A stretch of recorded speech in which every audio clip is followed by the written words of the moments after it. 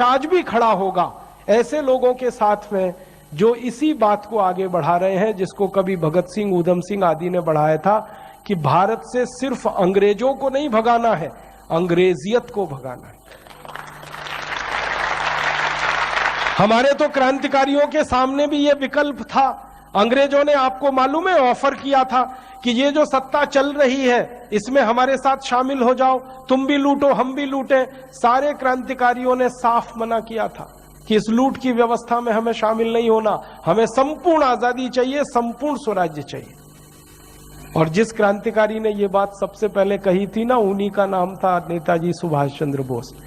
आपको मालूम है उनके जीवन की विडंबना क्या थी? उनको आईसीएस की नौकरी में सेलेक्ट होना पड़ा उनके पिताजी की इच्छा की पूर्ति के लिए। पिताजी चाहते थे कि बेटा मेरा कलेक्टर बने, और बेटे को बार बार वो ताना मारते थे कि तू बन नहीं सकता, तेरी होशियारी कम है, तेरे पास तैयारी नहीं है, इसलिए बहाना बनाता रहता है। तो बेटे ने अपनी पात्रता सिद्ध करने के लिए परीक्षा दी आईसीएस की, और उस जमाने में आईसीएस की परीक्षा देने के लिए 4-4 साल लोग पढ़ाई करते थे। नेताजी सुभाष चंद्र बोस ने सिर्फ 7 महीने पढ़ाई की थी, और उतनी पढ़ाई में उन्होंने आईसीएस के टॉपर की लिस्ट में 4थी पोजीशन पाई थी। उस जमाने में आईसीएस टॉप करना किसी भारतीय लड़के के लिए तो संभव ही नहीं था, क्योंकि अंग्रेज टॉप किया करते थे उस परीक्षा में। वो पहले भारतीय व्यक्ति थे जिनको 4था स्थान मिला टॉपर लिस्ट में। बड़ी मजेदार घटना है, वो लंदन गए थे, कैम्ब्रिज यूनिवर्सिटी में एडमिशन होके आईसीएस में बैठे थे। तो जिस दिन रिजल्ट आया ना, तो उनके सहयोगी गए थे रिजल्ट देखने के लिए, वो नहीं गए।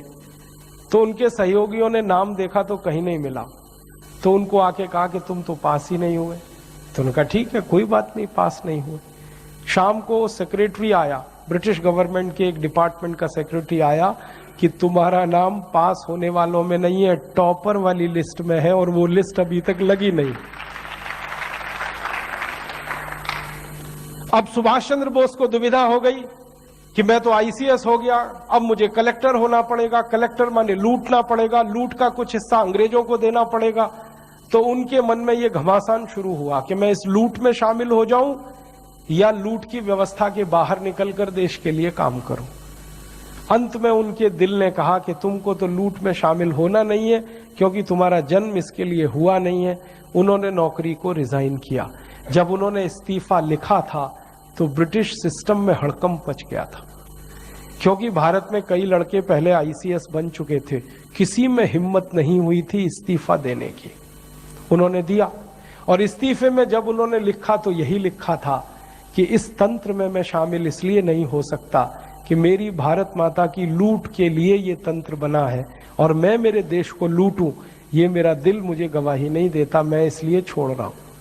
रिजाइन किया, बोरिया बिस्तर समेट के भारत वापस आ गए। पिताजी के दिल पर वज्रपात हो गया कि बेटे ने आईसीएस को लात मार दी। तो बेटे ने पिता को समझाया कि इस नौकरी में तो मैं लात ही मारूंगा हर बार, जब तक भारत को लूटने की व्यवस्था ये करेगा तंत्र, तब तक मैं इसमें शामिल नहीं हो सकता। इसलिए आईसीएस को छोड़ा, और जैसे आईसीएस छोड़ी उन्होंने तो सारा देश उनके लिए खड़ा हो गया। जब वो लंदन से वापस आए थे ना, उस समय पानी के जहाज चला करते थे, बंबई में उतरे थे, जो हुजूम बंबई में निकला था, गजब के लोग थे वो। तो उन्होंने उसी दिन कह दिया था कि अब तो भारत आजाद हो जाएगा। क्यों?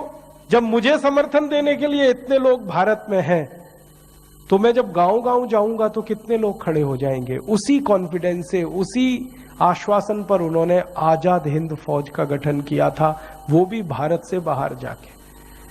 और जब फौज बनाई थी तो माताओं ने अपने मंगल सूत्र उतार के उनको दान किए थे। एक मां उनके पास आई थी अपने अंधे बेटे को लेके कि इसको फौज में ले लो। तो उन्होंने कहा इसको तो दिखाई नहीं देता। तो बेटे ने क्या कहा कि दिखाई तो नहीं देता, लेकिन आपकी फौज में आ जाऊंगा तो दुश्मन की एक गोली तो कम कर ही दूंगा।